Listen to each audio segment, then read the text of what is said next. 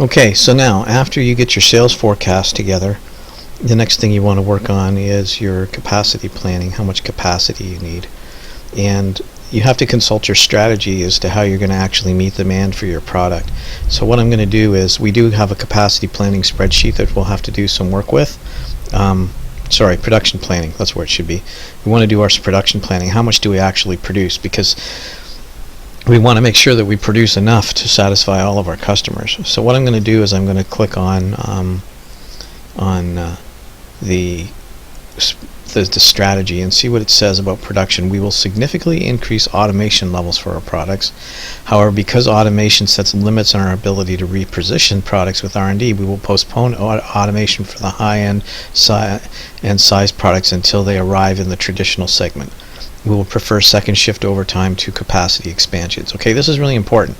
So this is how it tells you how you should make that decision, presumably because this is the cheapest way to do it. Because as a niche cost leader strategy that I'm following in this example, you want to keep your costs as low as possible.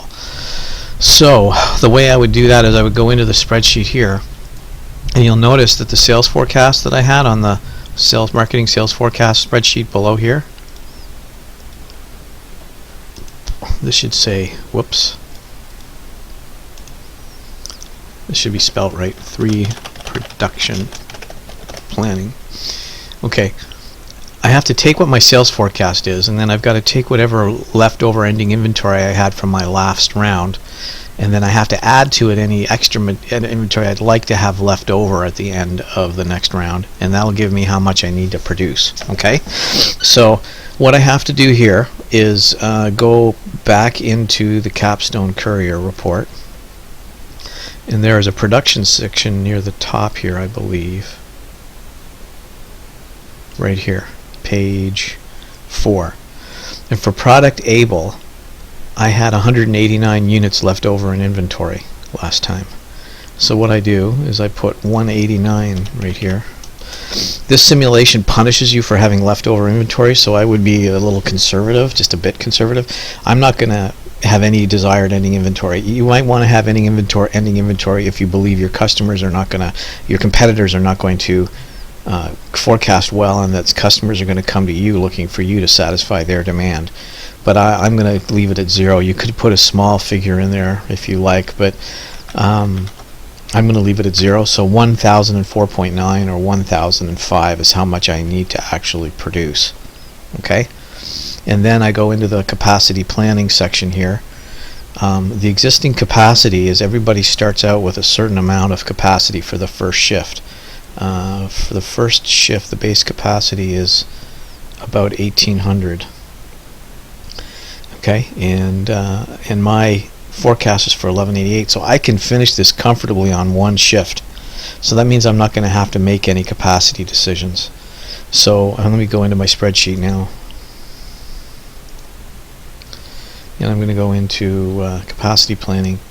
My existing capacity is, again, I got to read that, 1800 for the first shift.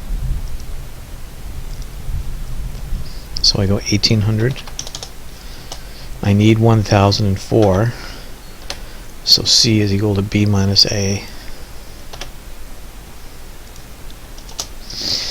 So that means I've got extra capacity to produce on the first shift. So I don't need to make any capacity decisions. I've got enough for my first shift. But if I had a shortfall, if this ended up being a positive figure, I would have to decide if I wanted to buy new equipment or if I wanted to just put on a second shift, which has higher labor costs.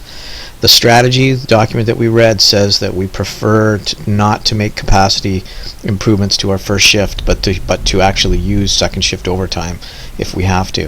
Now that's not an issue this round, but it will be in future rounds as the demand for your product grows and as the segment demand increases. So basically, in terms of I'm on this, I would say no capacity improvements needed. Okay, and then I will have successfully handled the operations side of product, how much I have to produce, how much capacity I need, and then last of all, I have to make an automation decision. And there's no real math to this. You just have to consult the strategy. And when we read the strategy a minute ago, it says we try to invest in automation as much as we can. Let's pull it up again and see what it says. okay, we will postpone automation for high-end and size products until they arrive in the traditional segment. So mine are almost there, but not quite there. So I'm not going to invest much in automation in either high-end size, and I'm not going to do it for performance either. However, for the traditional product, which is Able, and the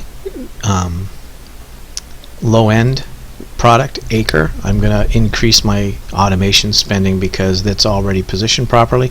And what automation does is it reduces your cost of goods sold, or your variable cost, because it means that you get your product created with less labor than what it normally would take without automation.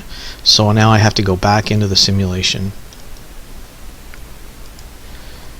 and my production schedule, okay, for Able, I need to go back into my spreadsheet. Whoops, wrong spreadsheet. And I need I need to order 1,005 units.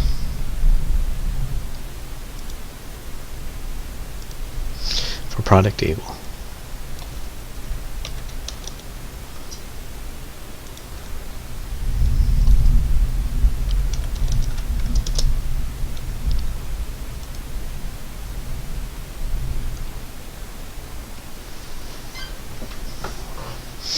Okay,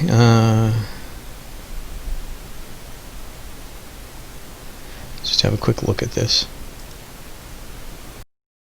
Okay, so to make my automation decision, I go into the decisions, I go into the production area, and then I would go here to what my automation rating is. My automation rating is currently at a 4 for product Able. I'm going to try to move that up to a 6, and then recalculate everything. Okay, that means I'm going to have to invest 14.4 million to get it. Well, that's a lot. I don't know, maybe I'm going to make that a 5. I can live with that a little better. That's just, again, there's judgment calls in this, but I think getting it up to a 5 would be appropriate. Okay, Acre as well, it's already at a 5. Maybe I want to get that up to a 6.